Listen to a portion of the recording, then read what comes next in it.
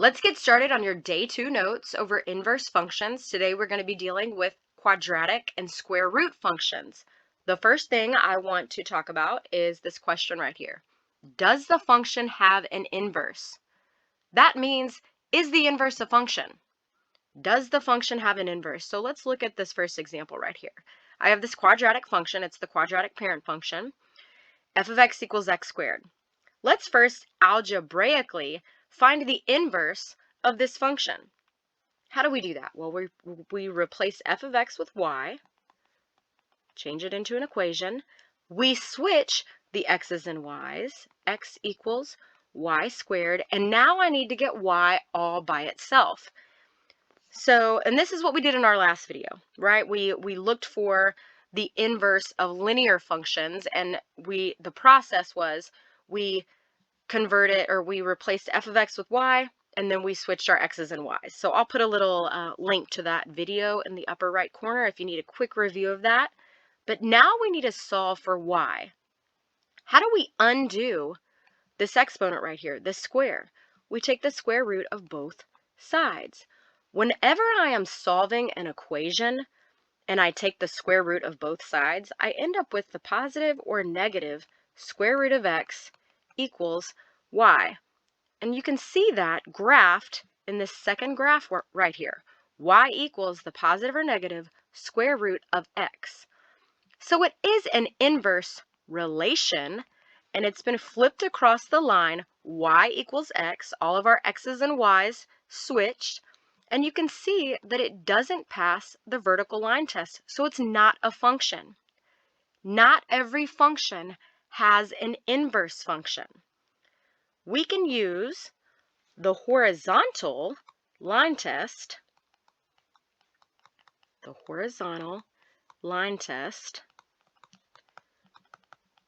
to determine if the inverse of a function is a function or just a relation. So, meaning, what is the horizontal line test? The horizontal line test, I can take a horizontal line and I can draw it through my original function, and if it passes through more than one point on the graph, that means the inverse is not a function. Right? So we use the vertical line test to determine if a relation is a function. We can use the horizontal line test to determine if the inverse is a function. If a function passes the horizontal line test, it is said to be a one-to-one function. That means each y value is paired with only one x value. So that's how we'll use, vertical line test, is it a function? Horizontal line test, is the inverse a function? If the inverse is a function, that means this is one-to-one. So let's move on to these examples. We're going to use the horizontal line test to determine if each function's inverse will be a function, and we're going to circle yes or no. So in this first example, we'll use the horizontal line test and go through this. Does it pass through more than one point? It does not. Therefore, yes, the inverse will be a function. Moving on to example number 2, I can see that my horizontal line passes through more than one point in several circumstances, right? Which means it is not one-to-one. The inverse is not a function. In example number 3, it looks like we have half of a parabola here. And when I draw a line through it, it passes the horizontal line test, right? Those horizontal lines only go through one point, which means it is a one-to-one function. Therefore, the inverse is a function. So let's move on to the next section. Domain restrictions on the original function. So in a lot of situations where we don't have a one-to-one function, such as the first example we looked at, right? The parent quadratic function, y equals x squared. We know that it doesn't pass the horizontal line test, therefore the inverse will not be a function. However, if we put domain restrictions on that original function, we can ensure that the inverse will be a function. So we will use domain restrictions when the inverse of a function would normally not be a function. So that original function is not one-to-one. So here's an example of what that would look like. We have this function right here, f of x equals x squared plus 2, and then right here we have a domain restriction for all of the x values such that x is greater than or equal to 0. So when you have a function that is not one-to-one and you're looking for an inverse function, you have a domain restriction, and your domain restriction must be included on the original function so that the inverse is a function. So let's first look at this graphically. I have that inverse function, or that function, the original one, graphed right here. That's function f. If I reflect it across the line y equals x, which is what happens when you're looking for an inverse function, then you get the half of this, or you get a square root function right here, right? You get half of a parabola, the positive portion of the parabola. That's f inverse. And you can see now that the inverse is a function. So here's what we're going to look at. F of x equals x squared plus 2. Let's look at this algebraically. The first thing I'm going to do is replace f of x with y. Y equals x squared plus 2. So I'm writing it as an equation, not as a function. And now I'm going to switch my x's and y's. So x equals y squared plus 2. And we're going to undo this equation so that we get y all by itself on the right side of the equal sign. What do? I subtract 2 from both sides. So x minus 2 equals y squared. And now how do I undo that square, that exponent that's a 2? I square root. What I do to one side, I have to do to the other. Everything gets square rooted. And then my answer is the positive or negative square root of x minus 2 equals y.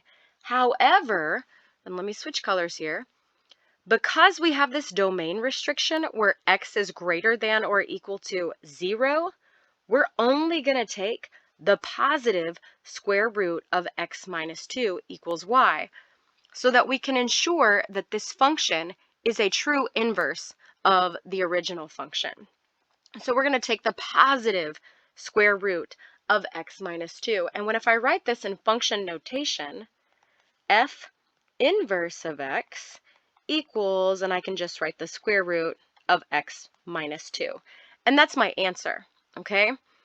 So, and I do want to point out that if I had like that original function without the domain, it would look like this. My inverse would not be a function. Okay, so that's why we have that domain restriction on our original function when we don't have a one-to-one function. The next little part says, what is the domain and range of the inverse function? Well, let's look at our domain and range of our original function. In the original function, the domain, which is f, the domain is x is greater than or equal to 0, right? It was restricted. And the range is what? Well, we know from our quadratic transformations that if I take a quadratic and I add 2, I'm moving that point, right, that vertex up 2. So there's that vertex right there. So my range is y is greater than or equal to 2. For the inverse function, what happens here is your domain and range switch values. And this is much easier to see whenever you're looking at functions like this. It was more difficult to see when you're dealing with linear functions and inverse linear functions. What happens is all the x and y values switch. We know all the x and y values switch on our coordinate plane, right? Y become x's become y's. Our domain and range switch as well. Close that. The domain, instead of y is greater than or equal to 2, my domain is x is greater than or equal to 2. So that point right there, right, 0, 2 is a point on my function, 2, 0 is a point on my inverse function. Your range becomes what your domain was. X is greater than or equal to 0, y is greater than or equal to 0 on my inverse function. And if you're ever confused, do I take the positive or negative square root? What do I take? Well, the negative square root of x minus 2 would have been like down here, right? And we didn't want that. We want the positive square root of x minus 2. So, okay, let's move on to our next example. And here's another example where we have a quadratic function. We have a domain restriction placed on our quadratic function so that we know we can ensure that our inverse will be a function. So let's first draw a little sketch of this original function, x plus 3 squared plus 2. We know from our quadratic transformations that this plus 3 inside the parentheses will move that vertex left 3, and then plus 2 will move it up 2. So I'm going to move that vertex left 3, up 2. I don't have any reflections or anything, so I have this function right here. However, the domain restriction is x is less than or equal to negative 3, which means we're only looking at this side of our parabola. We do not need the other side of our parabola. And I'm going to draw that there because we don't need it. And I'm going to put a little point, negative 3 to, or the ordered pair for that vertex. Now let's find the inverse of that function. So the first thing we're going to do is replace f of x with y. So y equals x plus 3 squared plus 2. What do I do now? I switch the x's and y's. Y plus 3 squared plus 2. And now I'm going to solve for x. So the first thing I need to do is get rid of this positive 2. So I'm going to subtract 2 from both sides. X minus 2 equals y plus 3 squared. That y plus 3 is inside the parentheses. Everything inside there is squared. Now I need to undo that exponent. So I'm going to take the square root of both sides. And I get the square root, really the positive or negative square root of x minus 2 equals y plus 3. And now I'm going to subtract 3 from both sides. And this subtracting 3 is not going to be underneath that radical. It's going to be outside of it. Okay, but now let's ask ourselves, are we taking the positive or negative square root of x minus 2? We know our domain is restricted to x is less than or equal to negative 3. So when we take the positive or negative square root, we're going to be taking the negative in this case. If you were ever confused, graph it. So negative square root of x minus 2 minus 3 equals y. And now let's write it in function notation.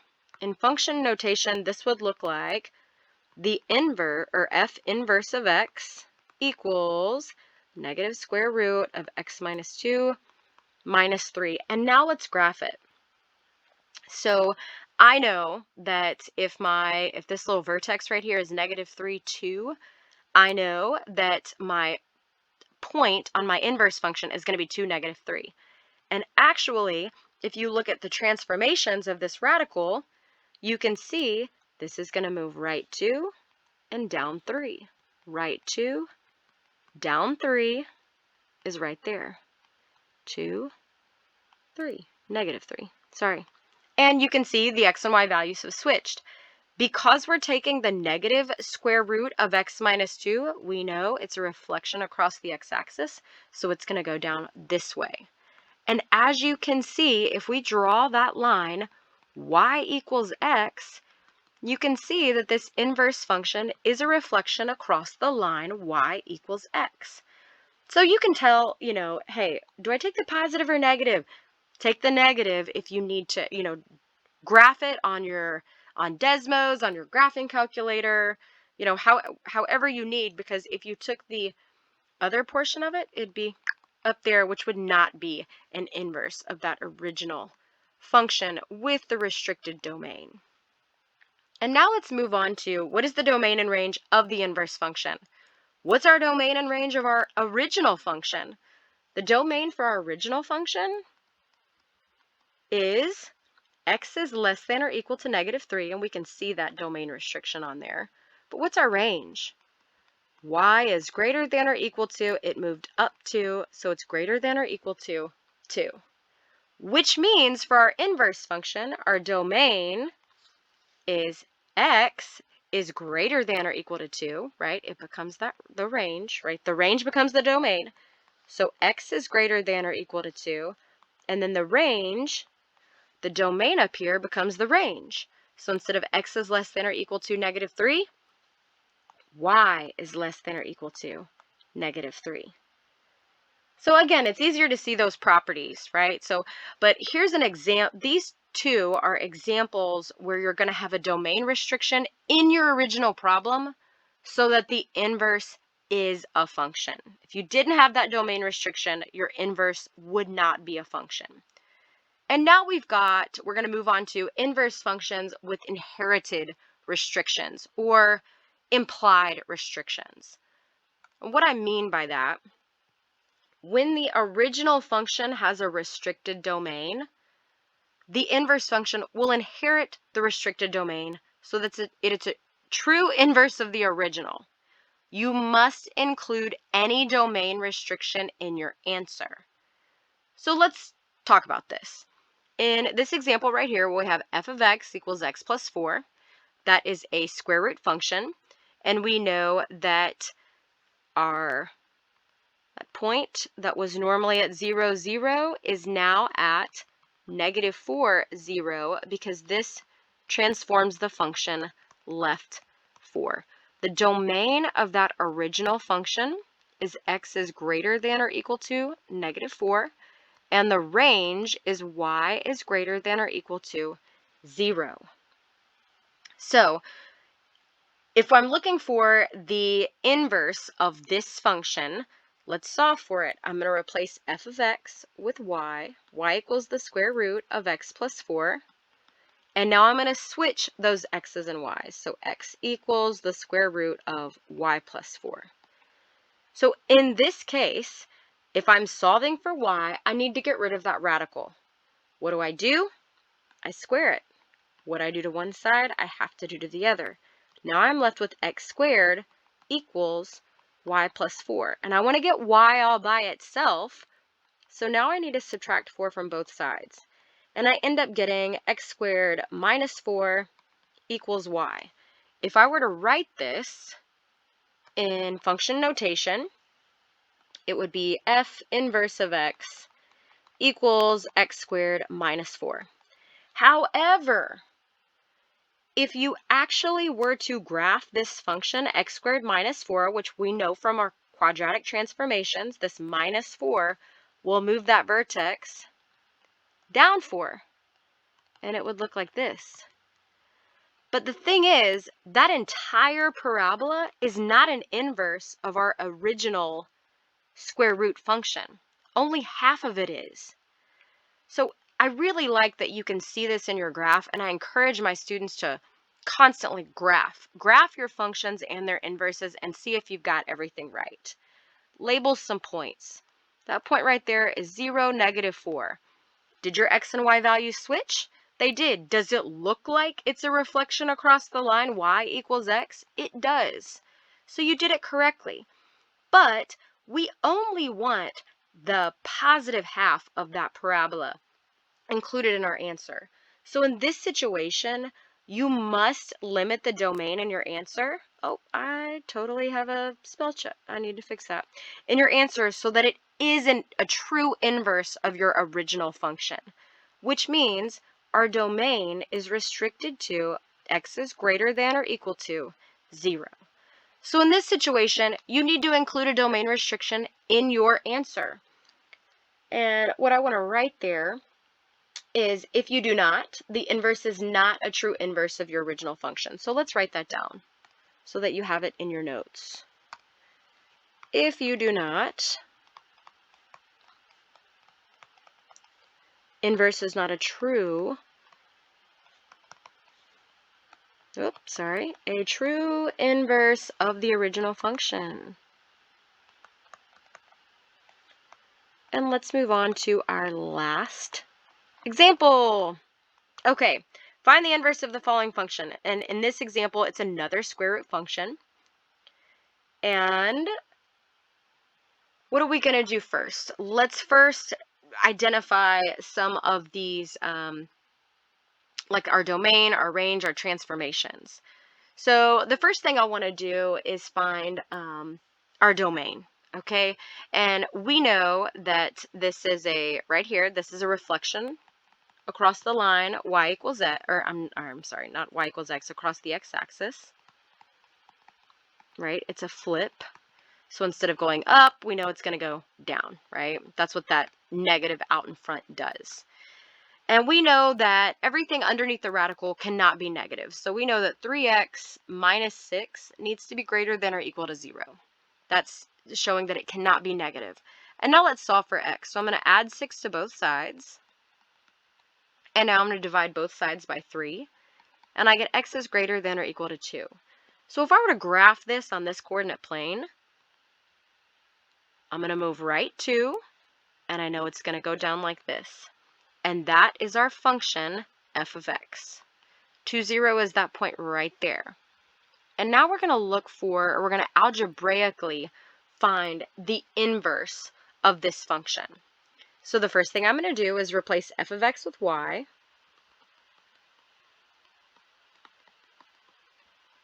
And I am going to switch the x and y values. X equals negative square root of 3y minus 6. And now we're going to solve for y. So the first thing I want to do, when you have a negative out in front, you can put a 1 right there. That's negative 1 times the square root of 3y minus 6. I need to get rid of that negative. So I'm going to divide both sides by negative 1. And I get negative x equals the square root of 3y minus 6. And now we're going to square both sides.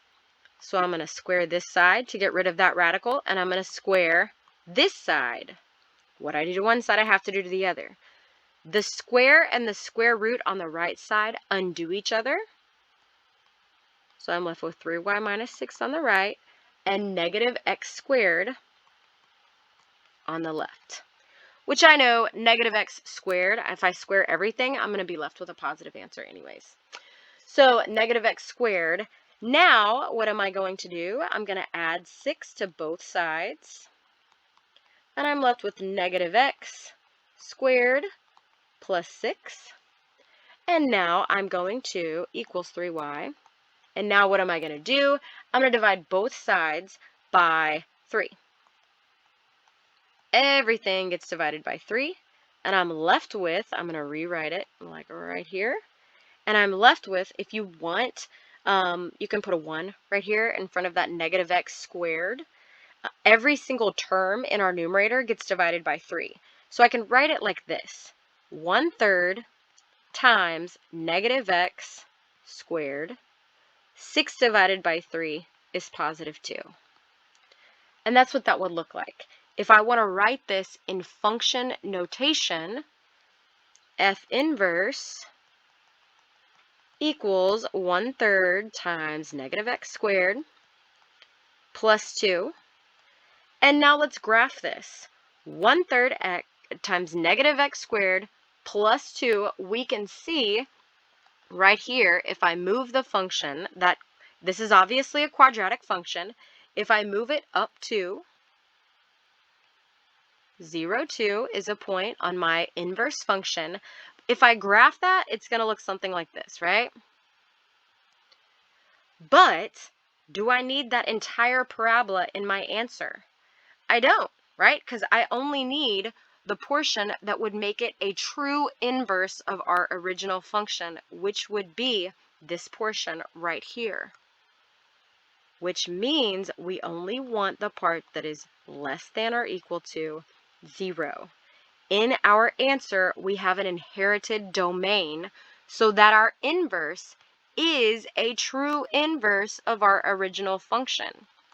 And a lot of times, students need to graph it on the coordinate plane and see what part of this function do I need. Okay, I need x is less than or equal to 0, and that's completely okay.